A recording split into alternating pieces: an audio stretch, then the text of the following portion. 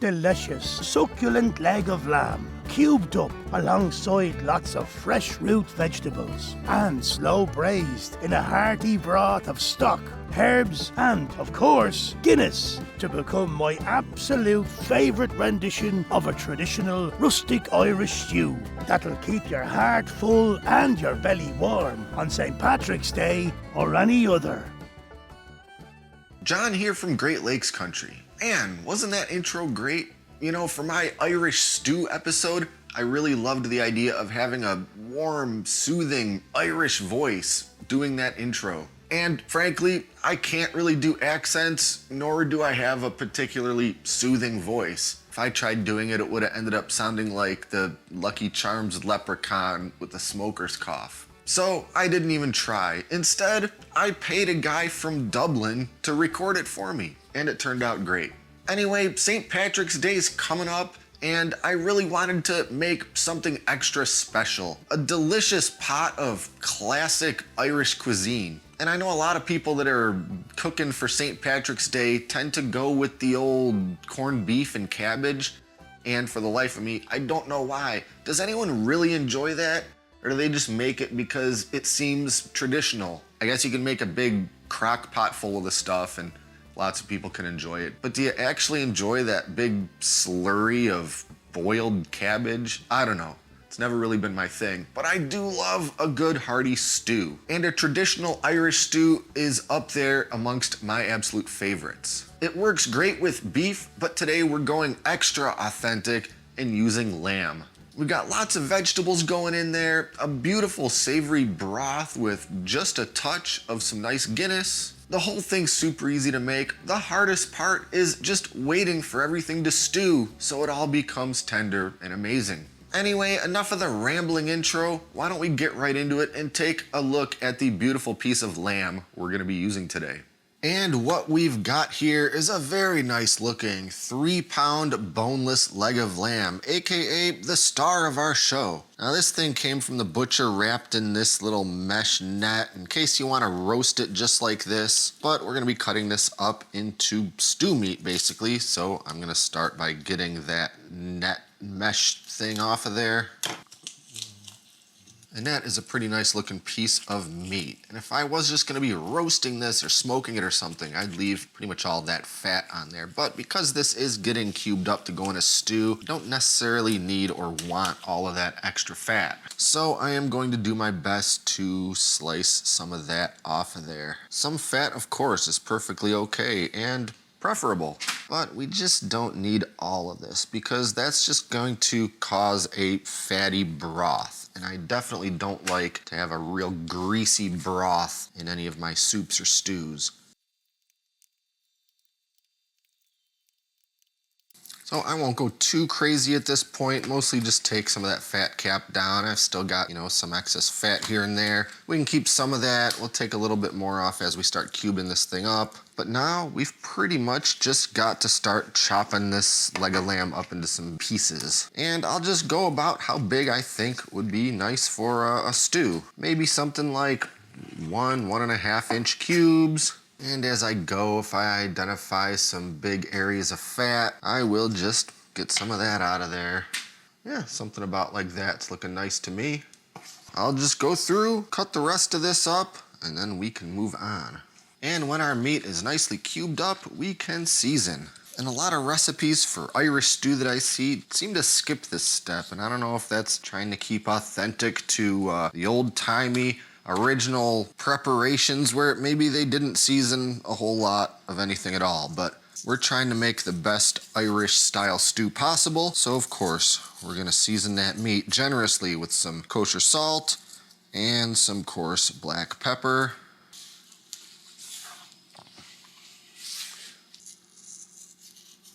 Now I'll set this cubed meat aside for just a few minutes until we're ready for it again. Next, we've got about 5 slices of some thick cut bacon. This stuff isn't super thick cut, so I'm gonna use 5. If you've got some real good thick bacon, I would say use 4 strips. And we're just gonna get all of this bacon chopped up into some, I don't know, roughly 1-inch sized pieces. Just about like that. Now we have to do a fair amount of vegetable prep because of course there's lots of beautiful fresh vegetables in a good stew. And we'll get started with one pretty medium-sized yellow onion. Yeah, you could use a white onion. I'm sure you could even use a Vidalia onion or a Spanish onion, but yellow onions are pretty much my favorite for any kinds of soups or stews. And we're just gonna give this thing a pretty standard chop. And you know, not 3 weeks ago, with this very knife, with this very cutting board, with this very kind of onion, I cut the finger on my right hand, perhaps worse than I've ever cut myself before, with a kitchen knife. I'm gonna go a little bit slower, a little more deliberate than I was that day, because that thing is just finally healed to the point where I don't need to keep it wrapped anymore, and I'm not really looking to do a repeat of that. Next, about 3 stalks of celery, depending on how big they are. These are pretty big, so maybe I'll go about 2.5 of those. And you know the drill, cut off the tops, cut off the bottoms, save these little ends for stock or your compost pile or whatever you want. Now when it comes to celery, I always like to slice them down the middle first, just because I don't want humongous pieces of celery in there. I do love the taste, I do love the texture, but they don't need to be massive giant pieces. And then we'll just chop. And I know I could have done all this vegetable prep in advance and cut possibly 5 minutes out of this video. But honestly, vegetable prep for a dish like this is like half the time you're gonna spend on making the thing. So it seems only fair that is included in a video about how to make it. Next, we've got one very nice looking leek, and getting this thing ready is really quite simple. First, we're going to cut off pretty much everything that isn't this light green, almost white area. All of this, again, compost bin. Some people use this for stock. I don't generally love how that comes out, so this is pretty much going in the composter for me. Then we'll slice off the root end and cut the whole thing down the middle lengthwise. And with a leek, it's always important that you run it under the faucet and sort of fan it out, because as these things grow, little bits of soil can get trapped between these layers. This one's actually looking really good. I'm still gonna rinse it because just because I can't see it doesn't mean it's not in there. And then we're just slicing these halves, not too thin, not too thick, maybe about something like that. These of course are gonna wilt down quite a bit once we start cooking them. Don't have to get too particular. Something about like that. Next, we've got 3 pretty nice looking carrots, and of course we gotta get those peeled up. And then we chop. You know, with a carrot, I usually like to start by doing some slices down at the thin end, but as soon as it starts to get a little bit thicker, I'm slicing this thing down the middle. Some more slices. And once it gets to the thickest part, I'm cutting these down the middle once more and slicing. Because I don't want enormous pieces of carrot on any particular spoonful of stew or soup or whatever I'm making. I mean, if we just slice it like this, we're gonna have a piece of carrot like that on our spoon, and that's all you're gonna get is carrot. That's all you're gonna taste in that mouthful of stew. It's not gonna hurt anything. I like to cut them down a little smaller. But this is meant to be a sort of rustic stew, so I guess we don't have to get too crazy today. We're not making fine French cuisine. We're just trying to make us some nice, hearty Irish stew. Next up, a couple of parsnips. And if you're not familiar with parsnips, I gotta say, these are a pretty underappreciated and underutilized root vegetable here in the United States anyway. They pair really well with carrots, and most of the things that you can throw carrots in, you could add yourself a little parsnip. I think they can be a little bit sweeter, a little bit different texture, and it just gives you a little something different in the same old stews or soups. But anyway, we're gonna get it ready pretty much the same way as we did the carrots. And first, we gotta peel. And I gotta say, as soon as I start peeling these things, I'm getting that sweet smell coming off of them that I think is just so nice. Anyway, when a parsnip is uncooked, it's a bit more dense and hard than a carrot. So you definitely wanna take care when chopping, especially this thicker part over here. Anyway, we'll do pretty much the same that we did with the carrots, give it a couple slices, and we're going right down the middle. A couple more slices. down the middle again.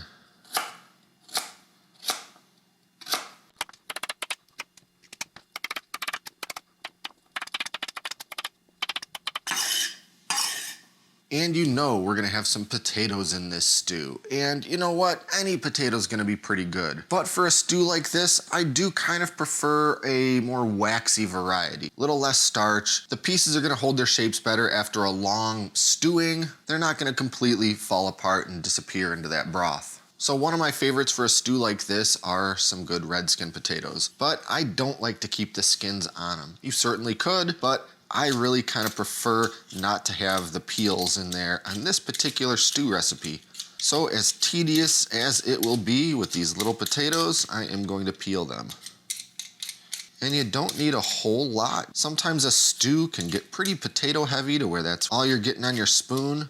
But for a batch of stew the size I'm doing, it's really only gonna be about 1.5 pounds or 5 of these little potatoes. And because these things are gonna wanna start turning brown before I'm ready for them, after I peel each one, I'm cutting it up. I'm not gonna go super teeny tiny like little cubes. I'm gonna keep them a little bigger just so we know they're in there.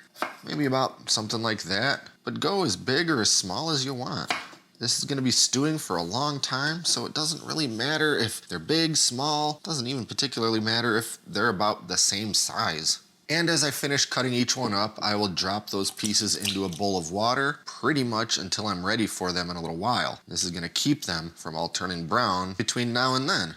And lastly, we need some fresh parsley. I don't necessarily need all of this for this recipe, but I like to have some fresh parsley on hand, so I'll just give it all a pretty good fine chop.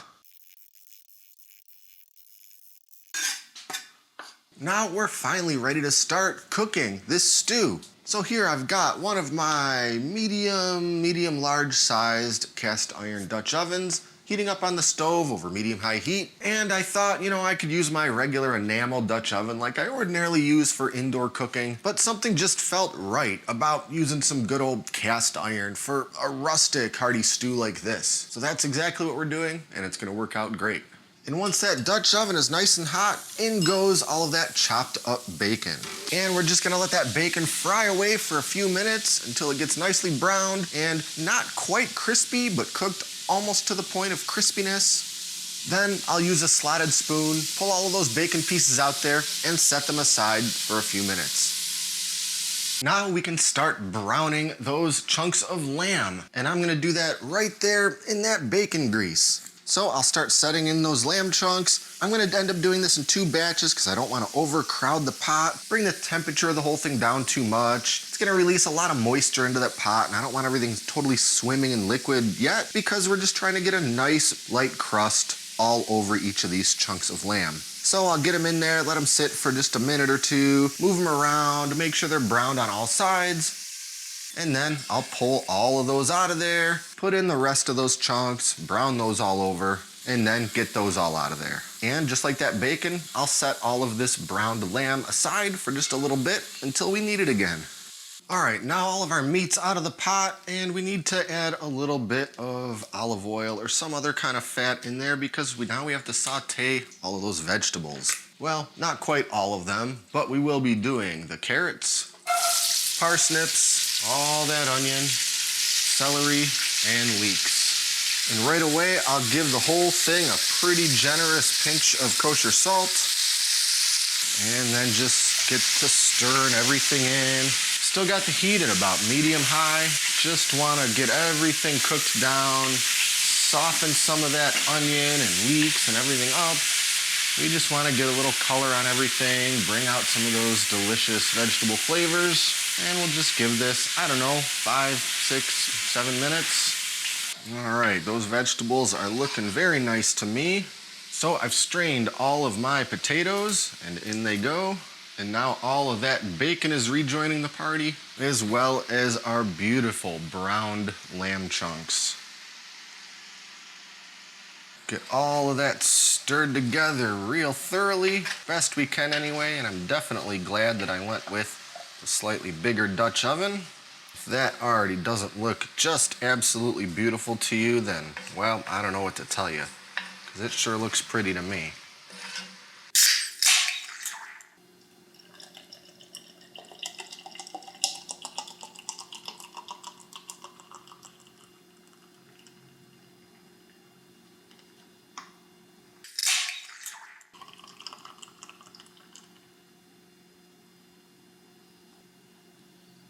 And by the way, I don't actually need all of both of those cans of Guinness, but it is always important to test for quality. Now we need to add in some of our liquid. Not all of it just yet. We're gonna start with 1 cup of beef stock. Of course, you could use lamb stock if you have it. And 1 cup of that Guinness. Now here I've got a couple sprigs of fresh rosemary, about 4 sprigs of fresh thyme, and a couple bay leaves. And we're gonna get all of those packed into this little steeping bag here. Just makes things a lot easier, as you don't have to try to fish any stems or leaves out later on. Or you could try tying it all up with a little string, but I sure do like the little spice bag. Get that all tied up. Then we're throwing that bag with the herbs and the bay leaves right in there. Get that sort of stirred and folded in so it can start doing its magic. And we're gonna let the liquid in this pot come up to a low boil. Now, at this point, we need to put a lid on that pot and let it stew for quite some time. And I could turn the heat down to very low on that stove and just do it right there, but I like to take this whole Dutch oven and put it in the oven that's been preheated to 350 degrees. I don't know why I like this method better for a stew like this. All that meat's gonna braise in that liquid, the stock, and the Guinness. It's gonna get super tender and amazing. Potatoes are gonna get nice and soft. Everything's gonna cook down a little bit. So that's what I'm doing. It's going into this oven for an hour and a half. Then we'll pull it out and move on to the next steps. And here we are after an hour and a half. And we're not quite done braising in the oven yet, but at this point, I need to add another ingredient, and that's about 2 cups of frozen pearl onions. Some people consider this an optional ingredient since we've already got onions in there, but I really do like some pearl onions in a stew like this. So I'll just get them stirred in there a bit. You can see the majority of our liquid has soaked into all of that meat and the potatoes and everything else. And this is looking and smelling absolutely wonderful at this point, but we've still got a little ways to go. So back on with the lid, and this whole thing's going back into the oven for about 1 more hour. And here we are, about another 45-50 minutes later. I pulled it out just a little early, and our stew is looking delicious so far. So at this point, we're gonna do a couple of things. First, I'm gonna get that little spice bag with the thyme and rosemary and bay leaves out of there, and I'm adding in 1 more cup of beef stock. So I've got the heat turned on this burner to pretty low, medium low. We've got the beef stock in. Now we're adding in 1 more cup of our Guinness, and this will be the final liquid going in. And I'm just gonna let this sit on that heat for a few minutes until it just starts to come up to a simmer. Now we have to make a little bit of a thickener, and we'll do that by throwing 1.5 tablespoons of butter into a little bowl. Butter, by the way, that's been left at room temperature and is nice and soft. And to that, we're adding 1.5 tablespoons of all-purpose flour. And I'll just get that all mashed together with a fork until it's a pretty cohesive paste. And you know, there is a French word for this little concoction that I'm making here, but I can neither remember it nor pronounce it when I do read it. But in any case, that's what we're doing. Just mash this flour all into the butter very thoroughly. Alternatively, I could certainly have done a cornstarch slurry or a flour slurry or something like that. But for a stew like this, this seems to be the preferred method. So that's what I do, and it works out well. Just about like that. And once we're at a simmer, I'll take that flour butter paste and just start stirring it into my stew. It's pretty stuck to the fork at this point, but just a couple stirs and it's gonna wanna start melting and breaking down, dissolving into that deliciousness. We're not trying to thicken this a ton. We're not trying to make this into mud or porridge. Just gives it a little more body, just about like what we're looking for out of a hearty stew. Now I'll just let this continue simmering for a few more minutes. And another completely optional step that sometimes I do like to do is to stir in just a tiny bit of something called browning sauce. You may be familiar with the Kitchen Bouquet brand. Doesn't really add much in the way of flavor, but it can give a stew or a soup or a gravy just a little bit more of a deep, dark, luxurious color. Doesn't take a lot. You know, all that broth and Guinness and everything that's been added in here lightens that color up a little bit. And a little dash of this browning sauce just kind of gives a deeper, darker look to the whole thing that really kind of does it for me. What is it that they say? Before we ever eat with our mouth, we eat with our eyes? I don't know. I like it, but it's completely optional. All right, couple more ingredients.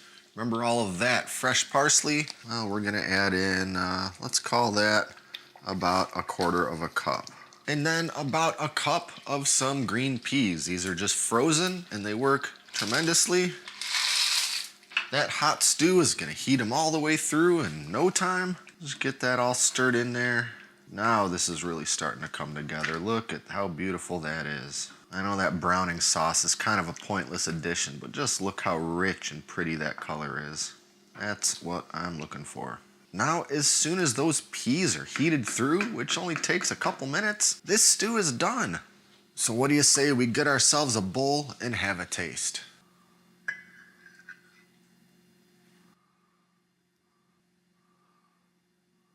And if that's not just a bowl full of pure comfort, I don't know what is. Finally, at long last, a bite. All right, let's do this. Oh man, the pearl onion. It's a little hotter than I thought it was gonna be. Ooh, that is so good. That's gotta be the best stew that I make. There's just nothing about that I don't love. I guess at first glance it sort of might look like your run-of-the-mill beef or lamb stew, but there's just so much going on in there. That was the exact right amount of Guinness to use. Just adds this little bit of maltiness and depth to the flavor of that broth. And between the carrots and the parsnips and even the peas, it brings a touch of sweetness to it, which really balances everything out so nicely. Perfect amount of seasoning. You know, this isn't an especially overly salted type of a stew. Yeah, I seasoned that lamb before it got seared, and I sprinkled some salt over top of the vegetables as I started cooking them down. And there's a little bit of salt in that bacon that we used. But in a great big pot of stew, that doesn't honestly amount to a whole lot of salt in this overall dish. But in my opinion, it's just the perfect amount to let those other flavors really shine. And that lamb came out so tender and delicious. You know, if you're not a big lamb person, I understand, but in this format, it's about the most forgiving and delicious way to eat it. And I really do love these little pearl onions.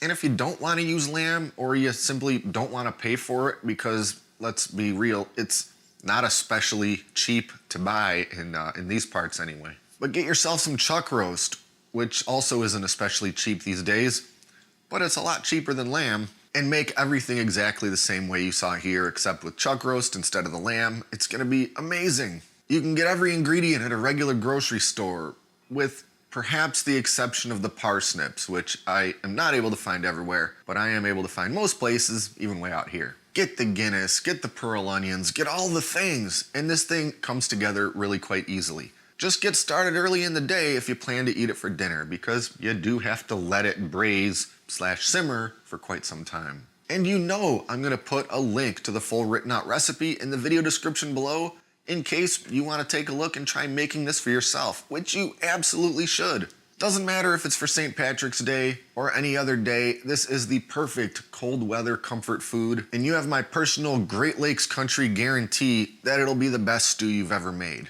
Your experience may differ. Great Lakes Country and Great Lakes Country Holdings International LLC are not liable for poorly made stew that deviates from the recipe. Use only as directed. Ask your doctor if Great Lakes Country Irish stew is right for you. Side effects may include deliciousness, happy belly syndrome, and spontaneous Guinness consumption.